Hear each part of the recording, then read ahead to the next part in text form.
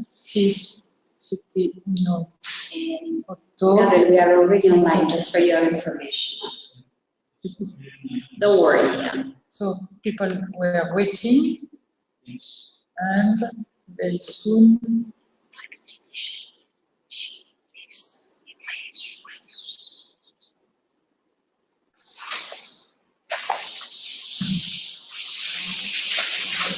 I try to maybe again.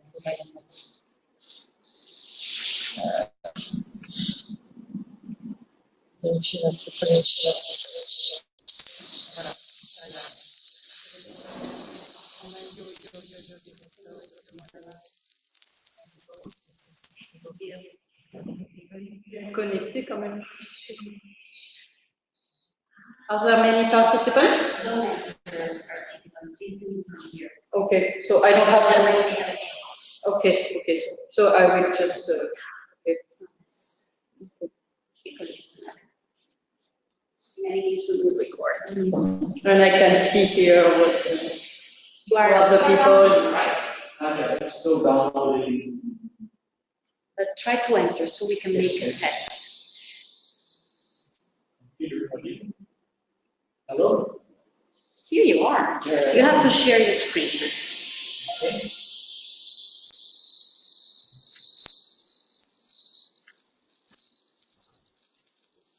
No, I don't think so. Maybe it's gone, or... I can't know where the feedback comes from the speakers. Yeah. No, but you put it away. Sometimes I use this specific feedback. I turn on the speaker. There's feedback.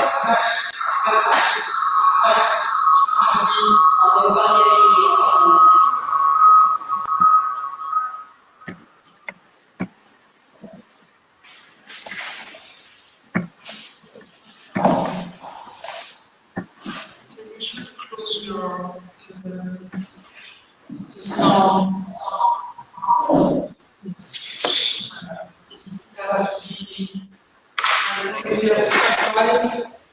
So, but I can also use this. Yes.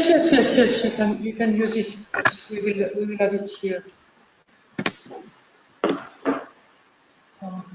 Here, you put it just to see. No, voilà, c'est bien. Si. Tutto alto qua? No, bene. So I need to share. Voilà. So we can hear.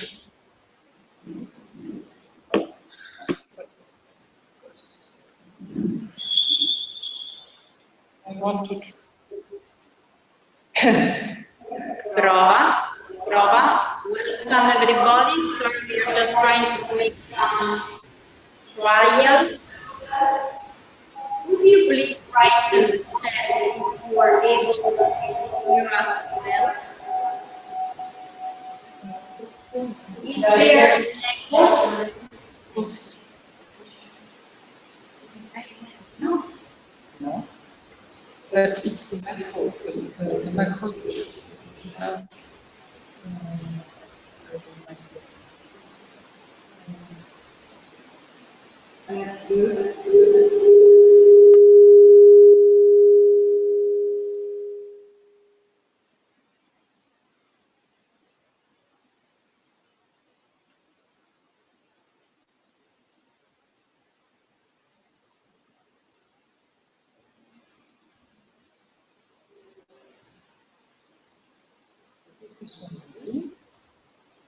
Ah voilà, celui-là.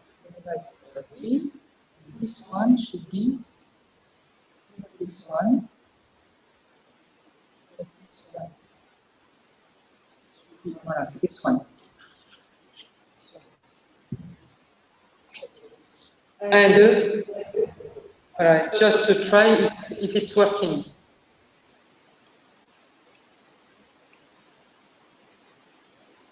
Please, can you write in the chat if you can hear us well? Or there's an echo or something?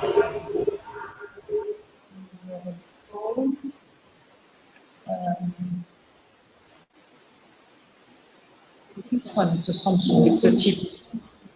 I will put less or less and put it here. Prova. Prova. Why is it? It's late. So I understand. It's just.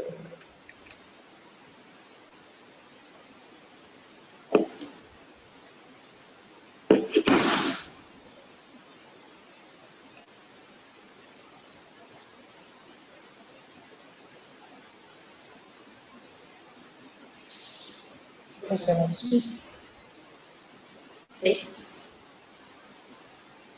Can you ask me to speak?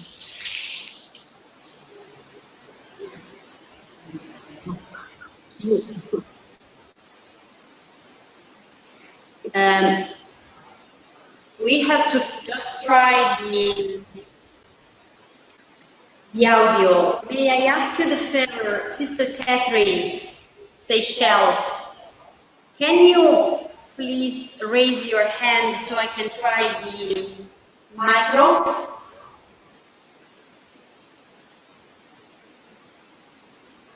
Sister Catherine, are you there? I need a volunteer. Thank you, Sister Catherine. Try to speak.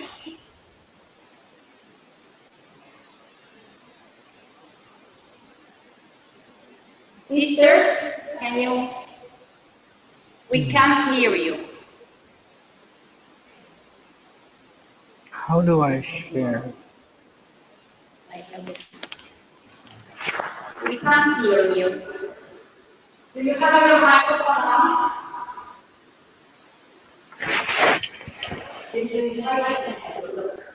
Yeah. You are.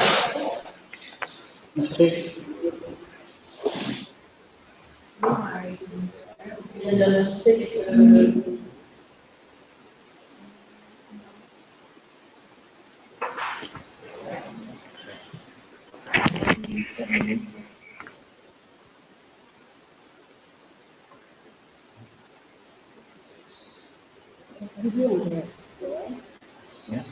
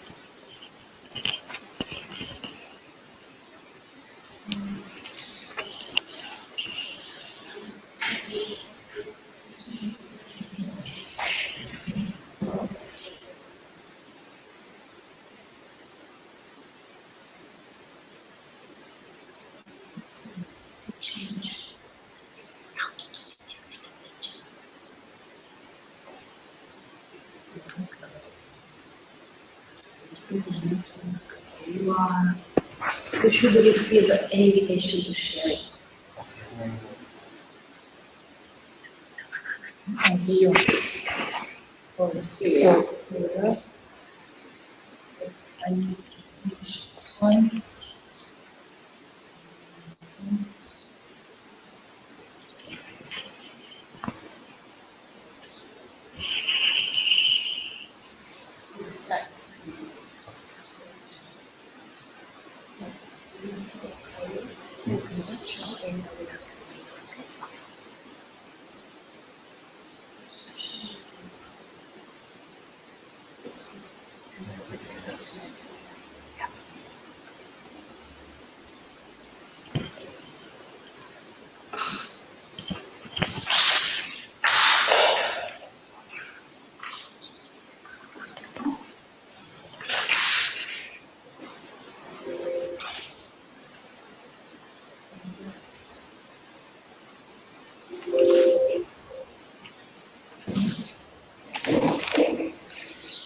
Um,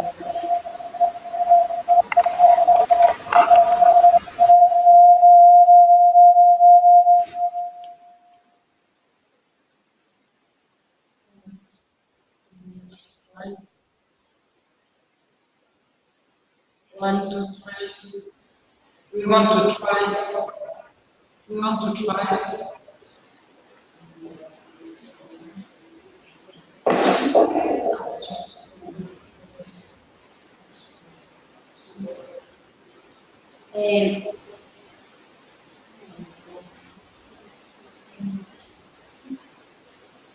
May I ask you a favor? I will switch on your microphone. Could you try to say something?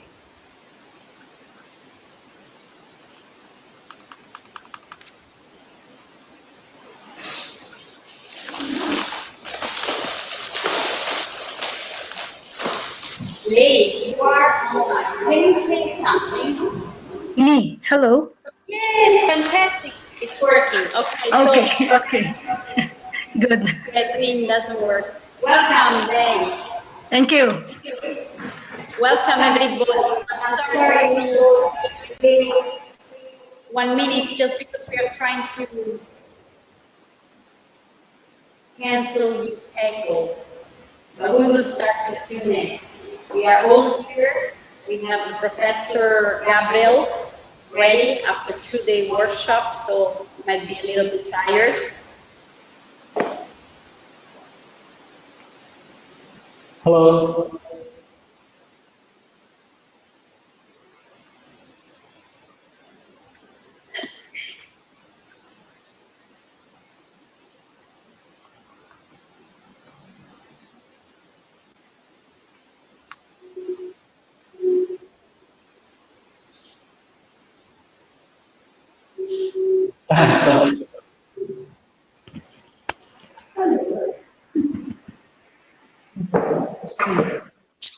You have my messages on first. Okay, apply. 1, 2, 3. Can you tell us online if there is still the echo? Yeah.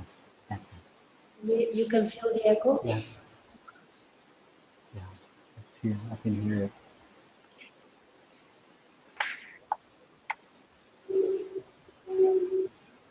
Yes, yes. Okay, thank you.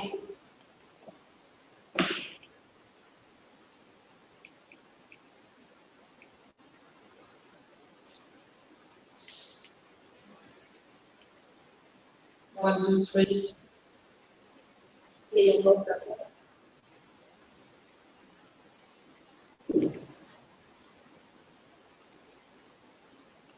Should reduce this one. 1, 2, 3. Excuse me, this one, as we're saying. You cannot hear it more. Do you still have an echo? I'm sorry.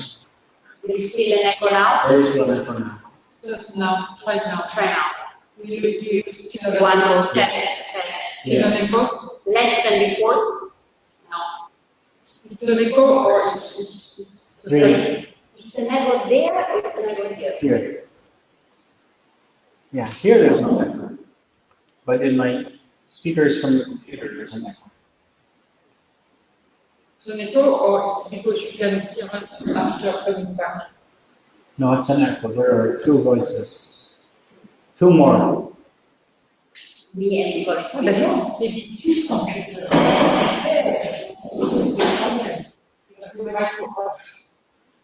You have to cut your micro because yes, you cut your micro.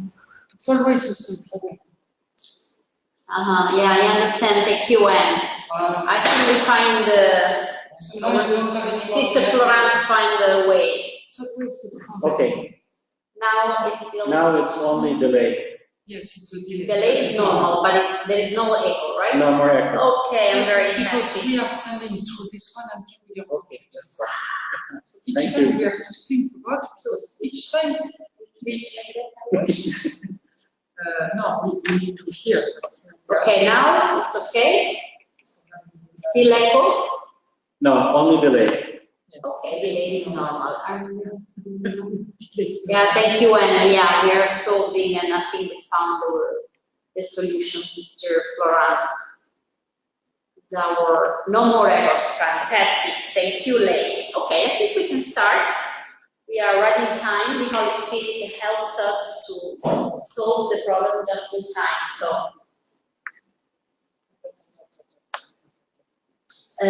we are recording this meeting, so this is an important information for you, because in case you want to share or say something more personal, you know, it's important you know that we are recording. Welcome everybody. I'm Patrizia Morgante, the USG officer, the USG communication officer, and I'm very happy to welcome each of you and to welcome Gabriel. We are friends now. It's difficult to call you with your complete name. That's okay. You know. So, but you have it in the Gabriel Dy-Liacco is Yes. the full name. And thank you for accepting our invitation. You're welcome. He just finished today's workshop on this issue. So we asked him to share part of the content They can see me. through this webinar. You will have a time for questions. Our idea is to close for 5:30, so we have enough time for him to share his content and for you to have some questions. USG is taking a lot of attention around this theme. As you probably already know, is really a trend topic. We are talking a lot about abuses, about protection of minors. And so how do we react? USG decided not to be silent, but to answer through information, education, and formation. It means that you have to be aware of this phenomenon to understand, to listen experts for to better understand also which is our position, but also what we can do to better understand and to have some guidelines within the congregation.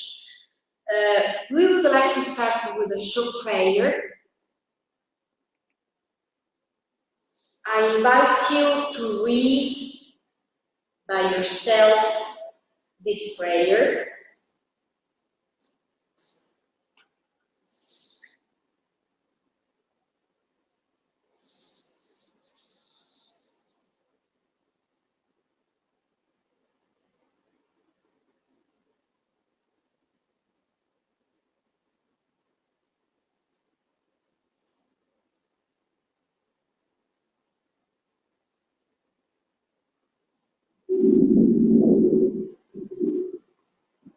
I invite you to take 1 minute of silence. The topic we are talking about is a very delicate. It comes from suffering and it brings suffering. So let's take 1 moment of personal contemplation.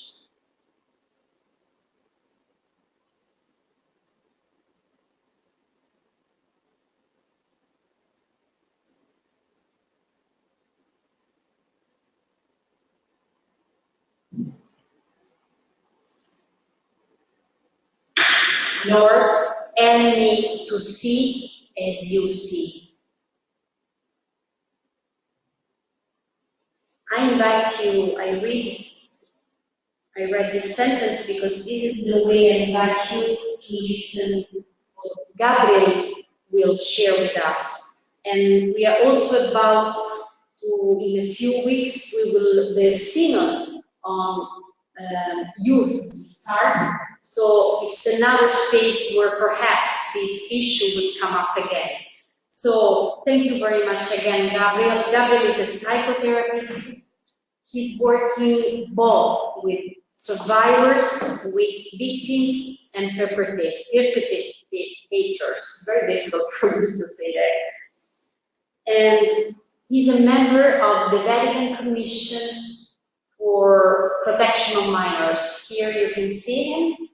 And the first question, Gabriel, that I want to ask you is, help us to understand the actors of this, big issue, the victims, the survivors, and the perpetrators. What are their characteristics?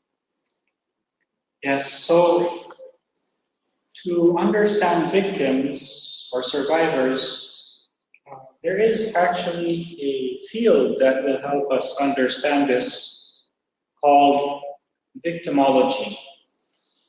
And some of the basic ideas and phenomena we need to know are, number one, trauma. Trauma is a particular type of stress that has severe effects on the mental and emotional and nervous systems of an individual, which then affect the person's ability and capacity for relationships, so affectivity, sexuality and sexual relationships, and also other capacities for work. Things that require attention, self-control, a sense of self, a positive mood, an intact memory, and a general ability to trust oneself and especially others. The trauma is something experienced by a victim.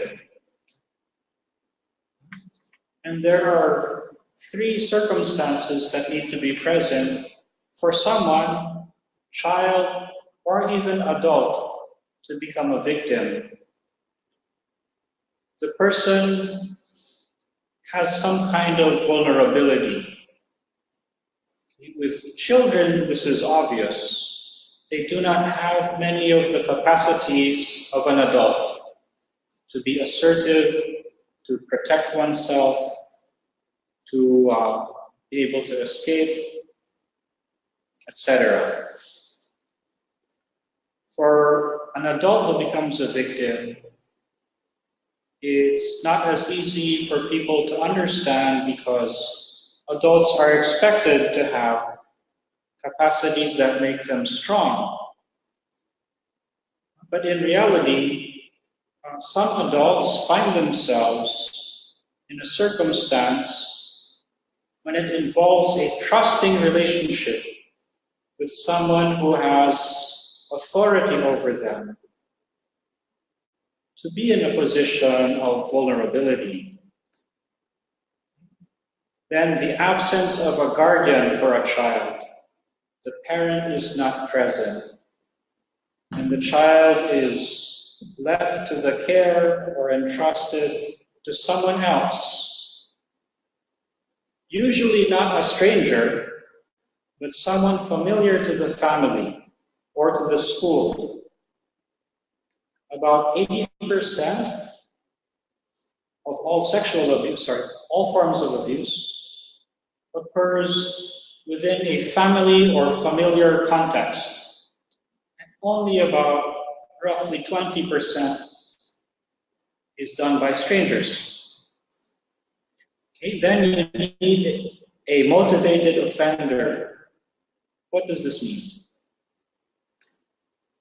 This is someone who, because of his or her own history, there are factors in the personal history, as well as current dynamics and psychological problems, interpersonal and social difficulties or deficits,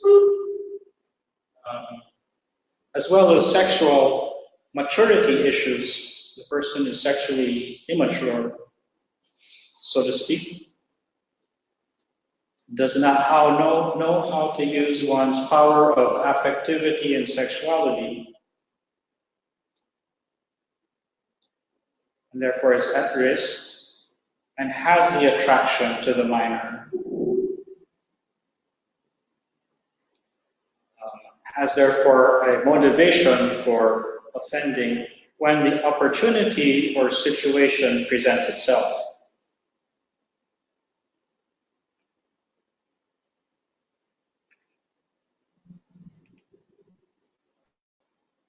When the sexual victimization occurs, this is a traumatic experience. What do I mean by trauma? An exposure to an actual or threatened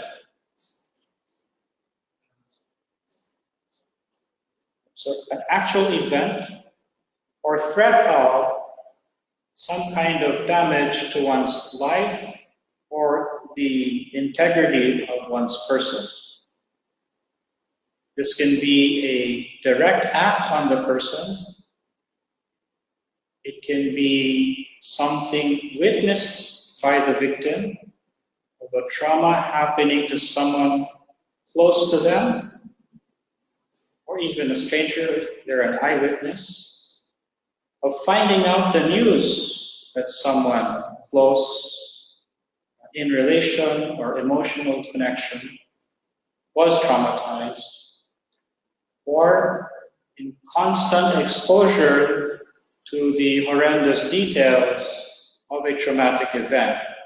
Like, for example, the constant, never-ending news coverage of war trauma on cable news networks, for example. Or the every so often, during the calendar year, our very own Catholic media endlessly covers sexual abuse, crisis, including details of cases that are publicly known.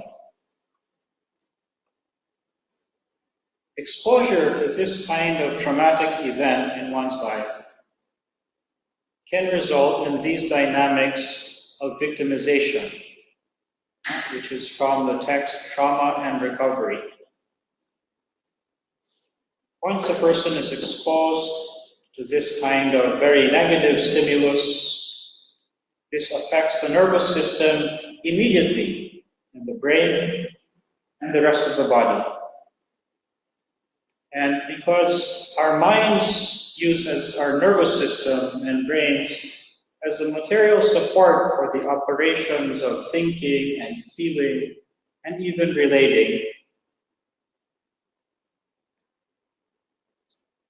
and this system is taken over, hijacked by a constant threat and anxiety and fear response, affecting memory, sense of self, sense of time, sense of sequencing of events, ability to organize information, ability to filter information. It causes a disorientation in the person and disrupts one's sense of self and sense of time and sequence and connectedness of things. It disrupts one's relational capacities of the emotional life. There is an emotional numbing that occurs. And when this is prolonged to more than 1 month, it usually tends to continue, creating a profound sense of disempowerment in the person because of the various disconnections that occur internally, in the sense of self being fragmented, and with the supporting neural activity also functioning abnormally.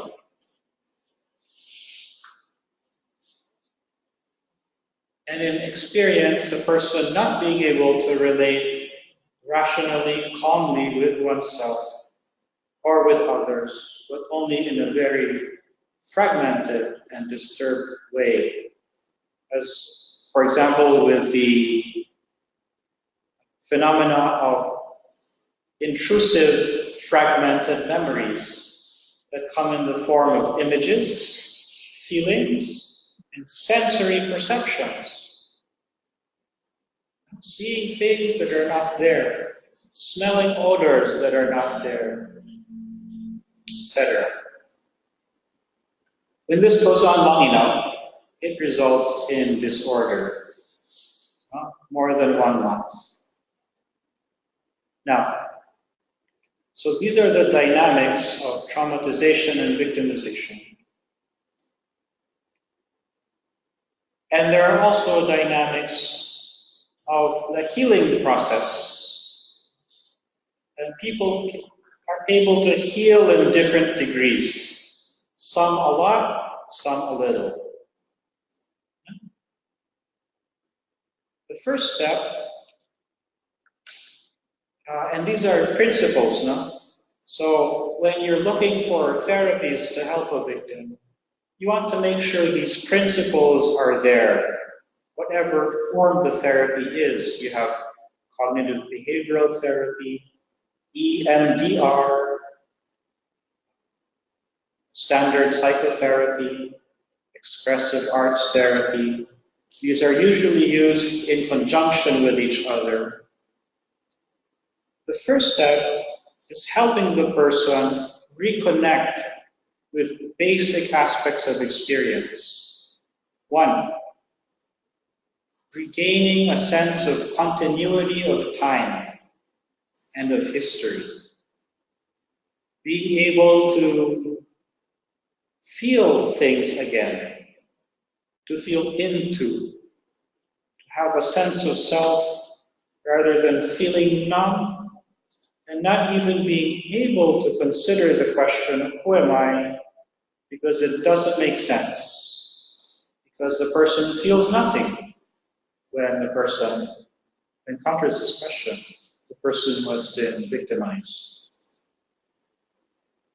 And this reconnection occurs through a relationship. On the one hand, you have the traumatizing relationship. The reconnection needs to occur through a healing relationship, marked by a particular type of listening and understanding that generates a sense, slowly with the victim, survivor, but increasingly trust and safety. Later on, acceptance. Once that level of reconnection through relationship is established, usually the memories begin to come back with more, I would say, detail, not as fragmented. They'll start out being fragmented. And this is the time where the professional can help the person remember and have a sense of continuity in the memory also. By contrast, for example, a symptom of Alzheimer's disease, dementia, is the increasing loss of memory. And family members of persons with Alzheimer's, some find this very difficult. And it feels as though the person is no longer the same person, when the one with Alzheimer's has completely lost their memories of who their loved ones are. They cannot recognize them. The raw experience is, I no longer know this person who can only remember her childhood. So the remembering is very important. Making part of the person again these aspects of life, feelings, sense of time, memory. Once these are more intact, the person will realize that there was a period of one's life that was lost. The Convention on the Rights of the Child, to which the Holy See was a contributor and a signatory, speaks of such rights, part of childhood experience that need to be guaranteed by society. As, for example, the right to be heard, the right to survive, the right to participate in one's life, the right to a caring and nurturing environment of people, which is usually the family, and physical environment, the right to development, the right to education, which is so empowering. During the period of abuse and the sequelae that follows, where there's still a disconnection, these experiences are lost to the person. The person cannot go through them anymore in the developmental phase that a person is supposed to go through them. And there's a need for the person, when he or she is ready, to mourn this loss, to go through the grieving. Usually there's a realization of the lost period of life. And this then begins the reordering of the sense of self. And the person can begin to address questions about transforming the meaning of one's suffering from being something that only entraps oneself to how I can transcend this. Usually that involves helping others, and there's a restoration of relationship to a certain level. It depends on the person.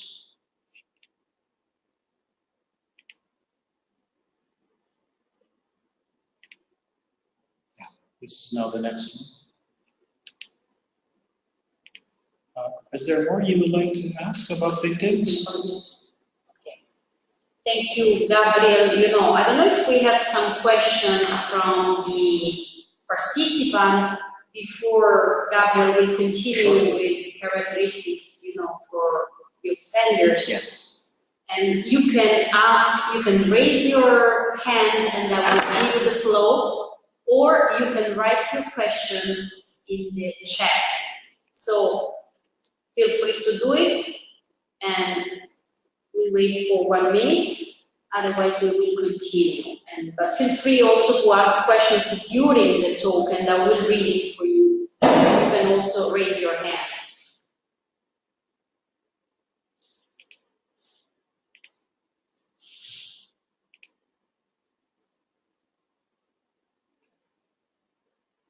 Okay, I think, Gabriel, you can continue with the other part. Thank you.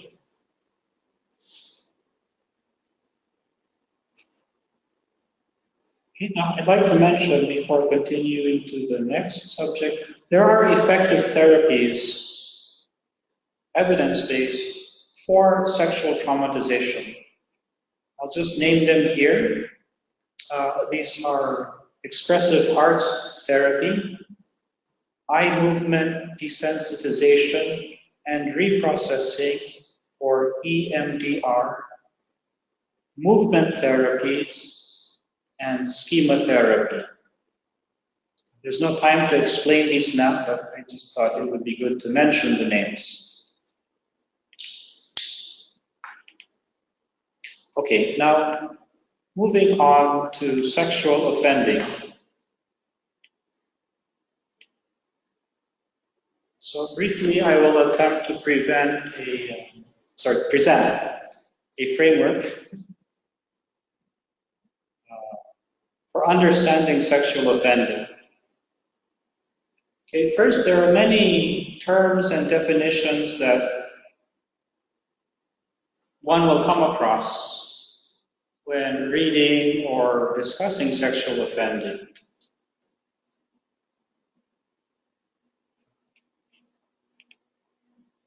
I did not put that, but it's all right. So, for example, you have terms like child sexual offending, which focuses on the behavior, and there's a scientific reason for this.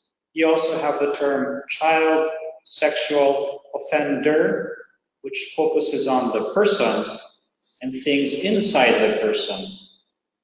What is the scientific reason for this distinction?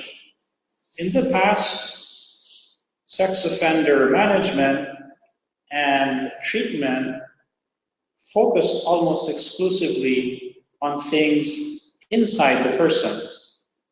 And this was ineffective because what's been found is child sexual offenders of whatever type tend to have an impulse control disorder, meaning they have no capacity to control on their own this particular impulse.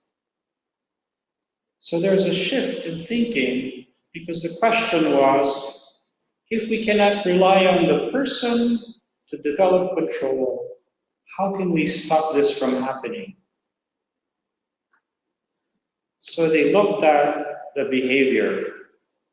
Is it possible to address the behavior and stop reoffending, even prevent initial offenses, without having to rely on the degree of self-control of the offender, which is not there or very weak?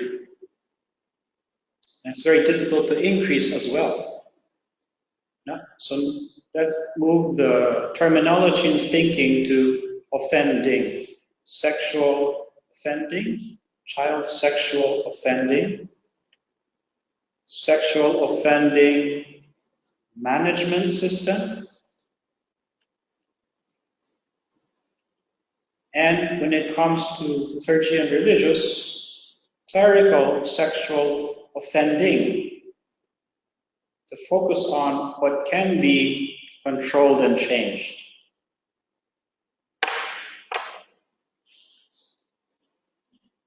The focus of research in terms of sexual offending, including recent research on clergy sexual offending, which really we only have in the last maybe 10 years or so, where we have research that's conducted with good methodology, so we can draw certain conclusions from the research, which has been done in the US, in Australia, and in Ireland.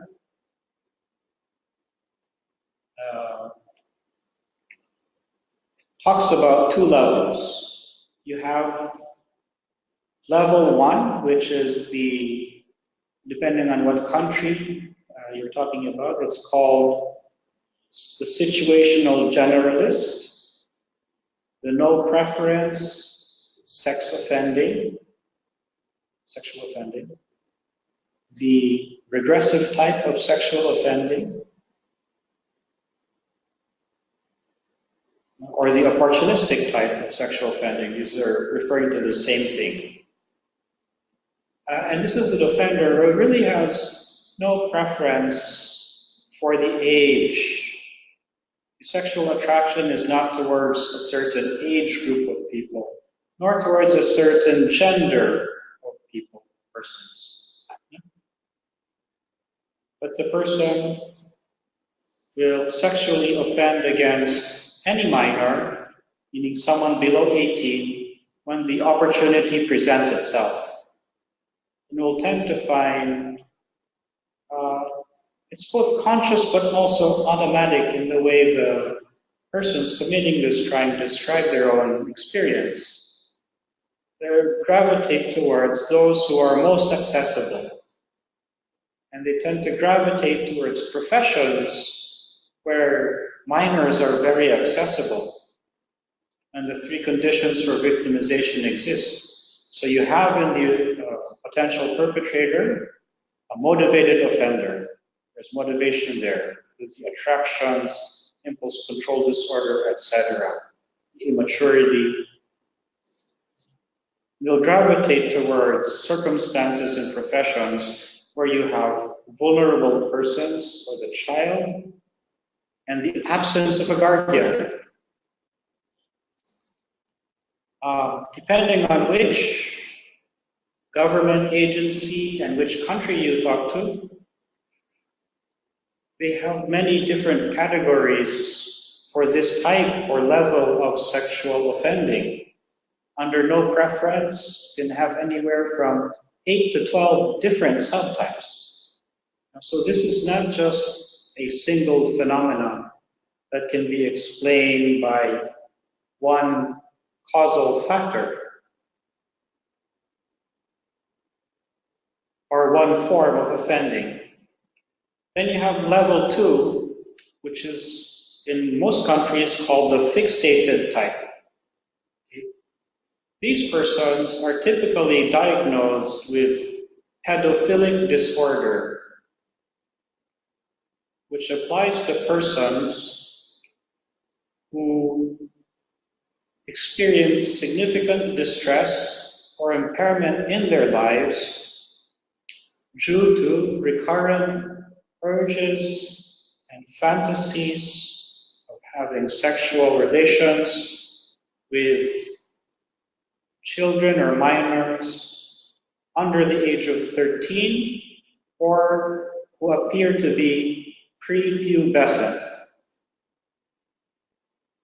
have those prepubescent characteristics of the child before puberty. Now, you know that puberty isn't fixed at a certain age. It can happen early, it can happen later. In the law, it tends to be defined as below 13 in relation to this crime in most countries. So the sexual attraction in the form of fantasy or actual acting out of the behavior, whether by direct contact, it's called hands-on contact, of abusing the child directly, or indirect contact, hands-off abuse, of viewing images of child pornography, images of child abuse. In order to produce child pornography, a child must be abused. There is no such thing as a minor who has consented in the religious sense or in the legal sense to making pornography. So the person experiences significant impairment or distress in occupationally or interpersonally or intrapersonally, also spiritually, and financially. A lot of money is spent on the sexual offending activities, such as the offense itself and the grooming behavior, which can occur over a long period, which involves spending money to buy things to give to the child or alcohol in order to gain compliance and break down resistance. The attraction is exclusive. This person will not have any kind of sexual, romantic, or erotic attraction to someone above 13. Now, the fixated type represents a very small percentage of child sexual offending. Most is by the level 1, the one that has no preference disorder. Other terms are undifferentiated child sexual offending. Okay, what are the statistics? So the statistics for child sexual offenders among clergy and religious are not significantly different from sexual offending by individuals in the general population. Okay, so they're either at least no different from married offenders, or, and depending on the country in the study, the rate of offending among married persons is higher than among persons who are in the celibate state. Persons, not only married and others who are not in the celibate state, in some cases are higher than the celibate state. So at least equal or higher for the non-celibates. versus the salaries. Child sexual offending occurs in society as well. It's a social problem. It's a societal problem. For example, in families, in the Philippines, which is about 85% Catholic, 85% of 110 million people. Let's calculate that. I need my cell phone calculator. So it's good also not only for games and email.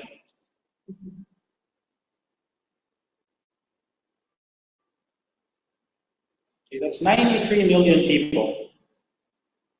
The incest rate computed by the Philippine Department of Social Welfare and Development as of 2016 is 36% for sexual abuse by an older family member of a minor in the family. That means you're walking around the Philippines and you assume the statistics are accurate. And you count the children, 1, 2, 3, 4, 5, 6, 7, 8, 9, 10. Chances are 3 to 4 of those children were sexually abused in the family. This is very important to know. Other forms of abuse as well. In the Philippines, 80% of youth aged 13 to 24 report having been abused at least once, according to the World Health Organization's definition of abuse. This is in a study that used a national random sampling methodology to obtain a representative sample. Of those, 68% report being regularly physically abused, 64% regularly psychologically abused. Of those physically abused, 50% report regular harsh corporal punishment. Now, the statistic for sexual abuse differs. 20% reported being sexually abused with contact sexual abuse. So that includes inside and outside the family.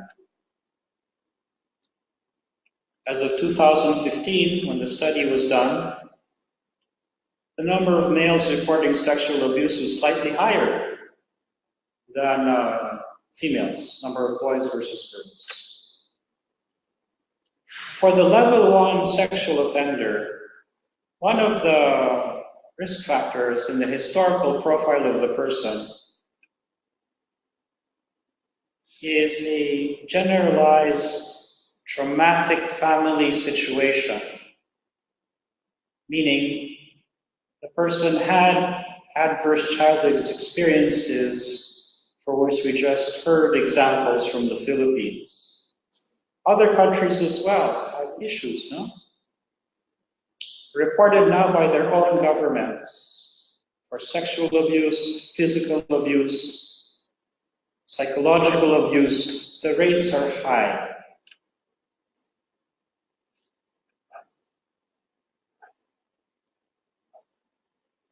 And this is a risk factor that's in the history of the more numerous type of sexual offending, the level 1, no preference, regressive, opportunistic, situational, generalist type.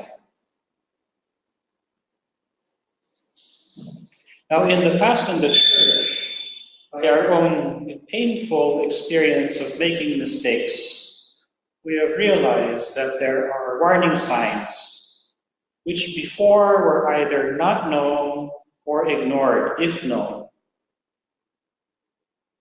Even some of the treatment centers made these mistakes.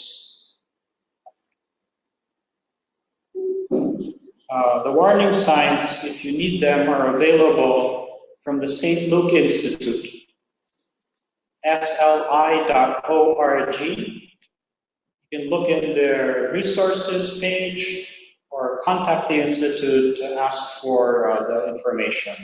It's public information. There is some degree of being able to assess the risk of reoffense or someone committing the crime again, but it requires a specialized training, and it would be good to consult a forensic expert to help you if you need to assess this risk.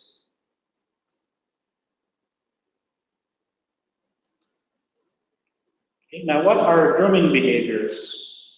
Grooming behaviors are behavior used by almost all types of sexual offenders that engage in predatory sexual behavior.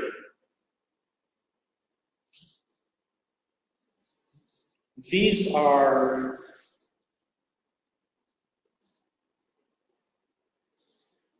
behaviors the offender uses to test and break down the resistance of the potential victim, and to slowly, so it's very subtle, over time, increase the compliance to the requests of the offender.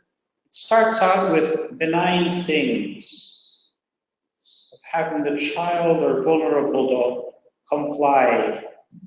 Usually it might be non-sexual. The more the person complies over time, the more sexual these requests will become.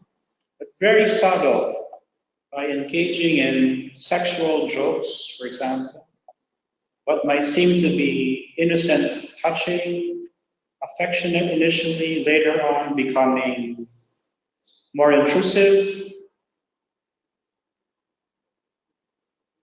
until the point where the offender is confident that the potential victim will not resist the first contact attempt of overtly sexual behavior. Part of this also will be grooming the person to keep secrets, starting with innocent secrets, later on over time graduating to secrets about things that are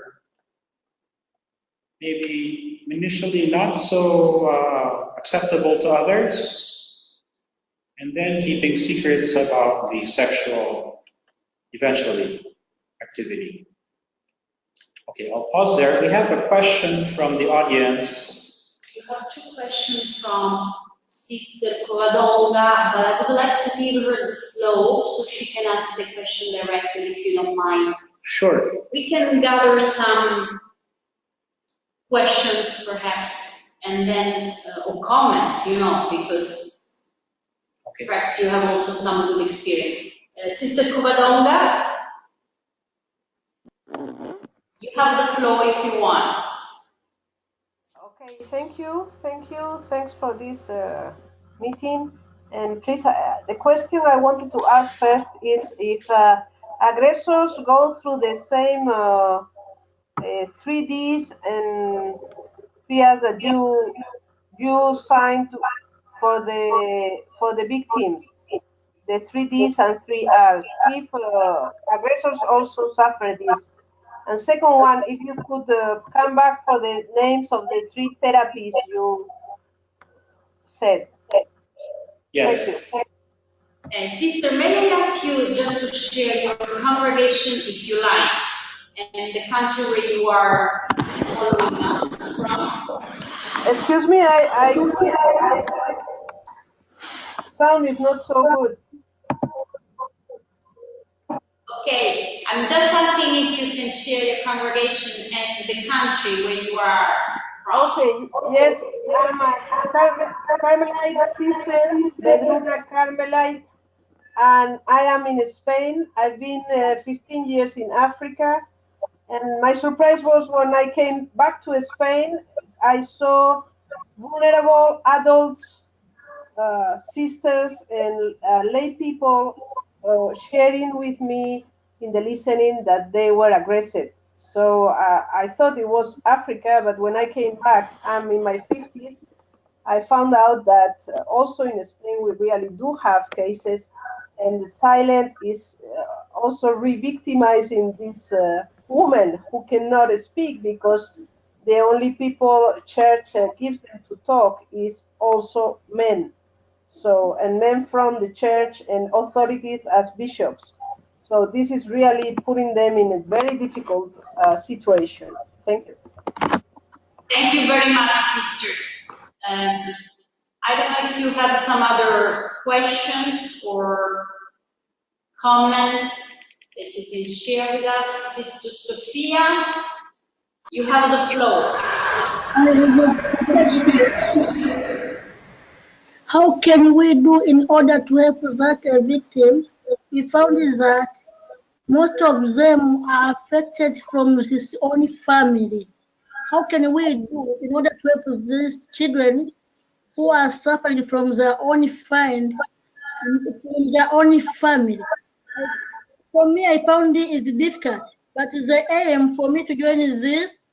I was wanting to know how to help the victim.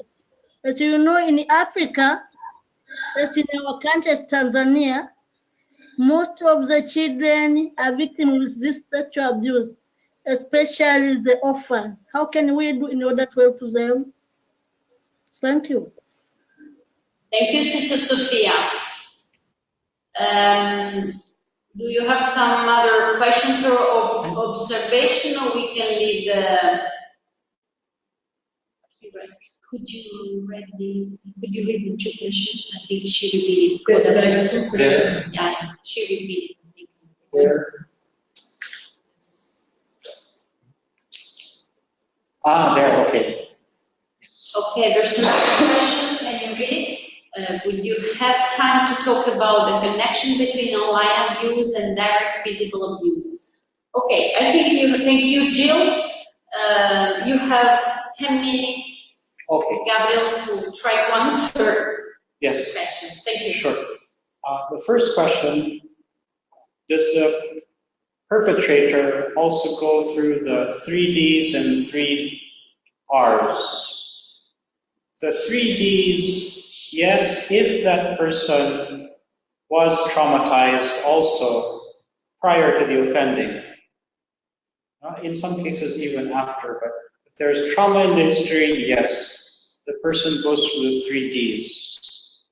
Whether the person goes through the healing process or not depends on what happens after the trauma. First, if it's discovered, whether by the person himself or herself reporting it, or someone else who knows how to recognize the signs, discovers and helps. The next question. The name of possible therapies: expressive arts therapy, expressive art therapy, movement therapy, eye movement desensitization and reprocessing therapy, and schema therapy. Sometimes it's necessary to consult a psychiatrist. A person might also need medicine. So as good practice, just have the person see a psychiatrist already to evaluate whether there's a need for medicine or not. Connection between online abuse and direct physical abuse. The consumption of images of child abuse online does have a direct correlation with later acting out of physical abuse. Now, if I remember the statistics correctly, this is from a recent German study. About 50% of those who act out child sexual offending had first viewed images of child sexual abuse online, movies or live or pictures. And those with pedophilia, but not the disorder, meaning they have fantasies and urges, but they don't act them out. They don't do the behavior. The ones who do not view pornography or images of child abuse online, the rate of conversion to actual behavior is much lower. So there is a direct correlation. Now, please keep in mind, online images, live video, streaming, or pictures of child sexual abuse mean that the abuse has already occurred in order to produce these images. So it's already an act of abuse. It's already a crime. That's why it's prosecuted in civil law by, I think, almost all governments in the world, if I'm not mistaken. Is it possible for victims to heal enough to enter a religious congregation? Yes, it is. What kind of support? It depends on the person and the level of healing that the person went through. There are many victims also, or survivors. I know survivors is an English word. It means sense, or makes sense in English. It doesn't make sense in other languages. The idea behind survivor is that the person has been able to come to a point where he or she is now seeing life beyond the historical event of the abuse, and is thinking now, how can I move forward with my life? What meaning can I make of my life now moving forward? So yes, and in fact there are religious who are survivors, there are priests who are survivors. Many choose not to disclose this, or to disclose only to a few. There is another question from Sister Miriam Mitchell. I think it's really a key question for our participants. Yes, I think I just answered that one. Is it possible for victims to heal enough? Yeah. And the other one about the online? Yes, answered. Okay. Thank you very much. I don't know, we have some minutes. We would wanted to have another topic actually, because a big issue for congregation is how to implement or develop guidelines, internal guidelines for how to deal. Yes. Mainly for congregations who are in the education on the school field. Yes. So we have 5 minutes. Do you think we can just open the window about the guidelines? Yes, certainly. And this will also help to address the other question about helping with families. What these guidelines and policies are about, it's really about involving everyone in this mission of safeguarding, preventing child sexual abuse and any form of abuse of a child and of adults is really a mission that requires a multi-sectoral effort. There's about 20 to 25 years of UNICEF and UN research in conjunction with NGO affiliates from all over the world that shows that using government intervention only or community-based intervention only does not work. There has to be a cooperation from all stakeholders. The evidence is so strong also that relying only on leadership to implement does not work. They will fail if that's the case. It needs the awareness and understanding of families as well. So they need to be trained. Children need to be trained. Remember the 3 conditions for someone to be victimized: a vulnerable person, The absence of a guardian. For adults, this means the absence of a safeguarding policy of development and a motivated perpetrator.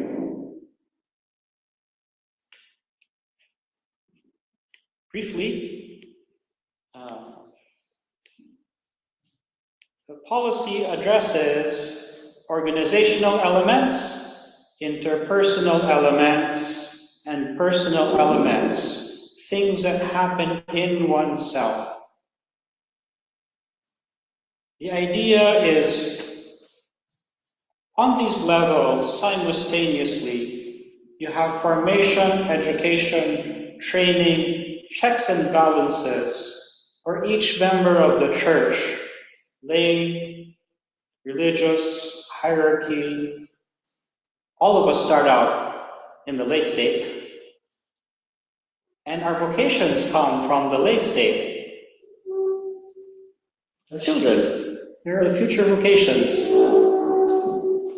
All know at their level how to recognize abuse or the warning signs. All know at their level what to do when they recognize this.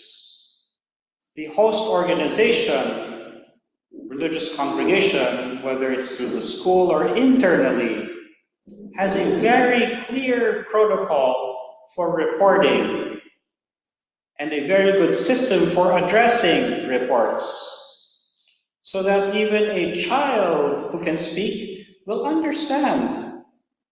If this happens, I am touched this way, this part, I go to sister such and such, or teacher such and such, and tell her, because I can trust that person, and teacher or sister will know whom to involve.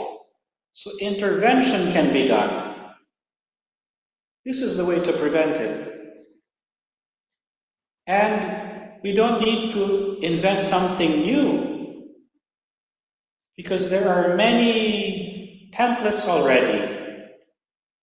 Safeguarding in civil society also is fairly new. Maybe it's only 30 or 40 years old, even in the law.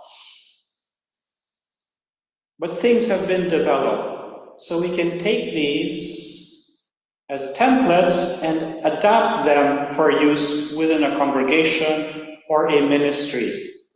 In fact, the Catholic Agency for Overseas Development, CAFOD, of Caritas of England and Wales, has developed just such a template which different parts of the church can use and adapt for their own use.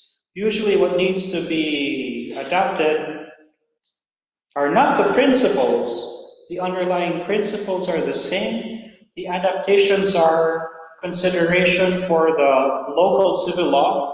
This is different from country to country. And also for cultural interpretations, especially of what is safe, affectionate touch, and what is sexualized touch. What is safe, affectionate conversation? What is sexualized conversation? In some countries, simply touching a child is not allowed. In other countries, if a child is not touched in a safe way, it means the child is completely rejected by society. So that's our work, to make these adaptations, which includes knowing the local civil law very well. Canon law is the same all over the world, which, by the way, in canon law, in the 2010 norms, I think, of graviora delicta, the grave delicts, laypersons are also named. Priests, religious, and laypersons who occupy positions of authority. Because it's everyone's problem. So when families are taught how to do this, in the family environment, Parent Teachers Association, they all know they can help to intervene. Now, intervening with families is very difficult. It's difficult for governments also. But it requires this type of collaboration and investment of effort by everyone. Why? Why should we do this? The mission is from our Lord Himself, who said, "Let the little ones come unto Him." Matthew 18. No one is to stop people, especially the little ones, people who are vulnerable, from drawing close to Him. My mission as a father, I have 5 children, is to help my children learn how to become close to God. And if I interfere with that, what does Christ say? It's better to have someone tie a millstone around one's neck and be thrown into the sea. This is part of the life of our faith.